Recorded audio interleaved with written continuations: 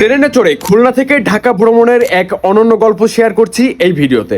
ভোর ৫টায় মাসুম ভাইয়ের সাইকেলে করে ময়লাপোতা থেকে চলে আসি খুলনা রেলওয়ে স্টেশনে। টিকিট আগে থেকেই অনলাইনে কাটা ছিল। মাসুম ভাইকে বিদায় দিয়ে চলে যাই প্ল্যাটফর্মে এসে সিট নম্বর খুঁজে নিজের সিটে বসে পড়ি এবং অপেক্ষা করি ট্রেন ছাড়ার জন্য। খুলনা স্টেশন থেকে ট্রেন ছেড়ে দিল। চলতে শুরু করলাম ঢাকার উদ্দেশ্যে। চলতে চলতে পৌঁছালাম নওয়াপাড়া স্টেশনে। আর তখনই পূর্ব আকাশে ভোরের সূর্য উকি দিল। জানালা থেকে মাথা বের করে দেখছিলাম চারপাশের মনোরম পরিবেশ। দেখতে দেখতে পৌঁছে গেলাম পদ্মবিলা জংশন পার হয়ে যখন সবাই ঘুমাচ্ছিল, আমি তখনও বাইরের অসাধারণ ভিউ উপভোগ করছিলাম। ট্রেন ভ্রমণ আসলেই খুব মজার, তার উপর যদি জানালার পাশে সিট পাওয়া যায়। এরপর চলে আসলাম নড়াইল স্টেশনে। নড়াইল স্টেশন পার হতেই পৌঁছলাম কাশিয়ানী জংশন।